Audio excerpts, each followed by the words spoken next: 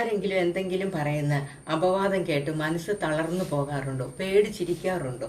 ഇനി അത് വേണ്ട കേട്ടോ. അങ്ങനെയൊന്നും പേടിച്ചിരിക്കേണ്ട ഒരു കാലഘട്ടമൊക്കെ കഴിഞ്ഞു. നമ്മൾ അങ്ങനെ പേടിക്കേണ്ട കാര്യമില്ല. ഈ എന്തിനാണ് അപവാദം പറയുന്നത്? ഈ അപവാദം പറയുന്നവരുടെ ലക്ഷ്യം എന്താണെന്നറിയാം. അവർക്ക് ഒരു താൽക്കാലികമായിട്ടുള്ള ഒരു സുഖം, അവർക്കൊരു സൽപ്പേരുണ്ടാക്കുക, മറ്റുള്ളവരെ മോശക്കാരാക്കിക്കൊണ്ട് അവർ നല്ലവരാവുക. അപ്പം അവർക്ക് സ്വയം ഒരു കാര്യവും ചെയ്ത് നല്ല ആളാവാനുള്ള ഒരു കഴിവില്ലായ്മയിൽ നിന്ന് ഉരുത്തിരിയുന്നതാണ് ഈ അപവാദം എന്ന് പറയുന്നത്.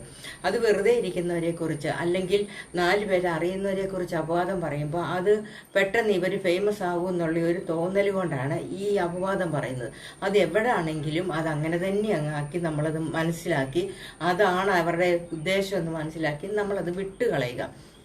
അതിൻ്റെ പുറകെ നമ്മൾ ചോദിക്കാനോ പറയാനോ പോയിട്ടുണ്ടെങ്കിൽ എന്തിനാ നമ്മൾ വെറുതെ വടി കൊടുത്ത് അടിമേടിക്കുന്നതിന് തുല്യമാകും. കാരണം നമ്മളതിന് പ്രതികരിച്ചാലല്ലേ നമ്മളെയാണ് അവർ പറയുന്നതെന്ന് അറിയുള്ളൂ.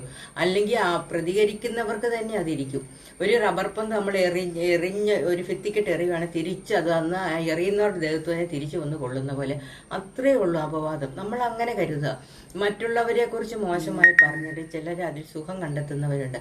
അത് മറ്റുള്ളവരുടെ വേദന എത്രമാത്രമാണെന്നോ അവരതുകൊണ്ട് അനുഭവിക്കുന്ന വിഷമങ്ങൾ എന്താണെന്നോ ഒന്നും ഈ പറയുന്നവർ ചിന്തിക്കുന്നില്ല.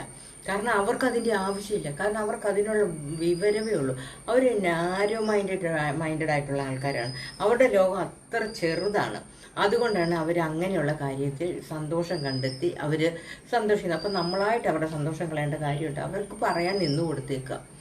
അവരിഷ്ടംപോലെ പറയട്ടെ.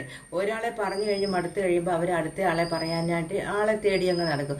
അതാണ്. അല്ലാതെ നമ്മൾ അതോർത്ത് വിഷമിക്കുകയേ ചെയ്യരുത് കേട്ടോ. നമുക്ക് എന്തെല്ലാം കാര്യങ്ങളുണ്ട്, നമുക്ക് ചെയ്യാനുള്ള എന്തെല്ലാം നല്ല നല്ല കാര്യങ്ങൾ കിടക്കുന്നു. അതുകൊണ്ട് ഒരിക്കലും ജീവിതം എന്ന് പറയുന്ന ഒരു ചെറിയ കാലയളവിലുള്ളതാണ് നമുക്ക്. അത് നമ്മൾ സന്തോഷത്തോടെ ഉള്ള കാലം എല്ലാവരുമായിട്ട് നല്ല രീതിയിൽ സഹകരിച്ച് സന്തോഷത്തോടെ ജീവിക്കുമല്ലേ നല്ലത്. അത് അപവാദം കേട്ട് കരഞ്ഞ് വിളിച്ചിരിക്കണം. അപ്പോൾ അതൊന്നും വേണ്ട. നമുക്കുള്ള കാലം നല്ല സന്തോഷത്തോടെ ജീവിക്കാം അല്ലേ. ഇനി മറ്റൊരു വീഡിയോയിൽ കാണും വരെ ബൈ ബൈ.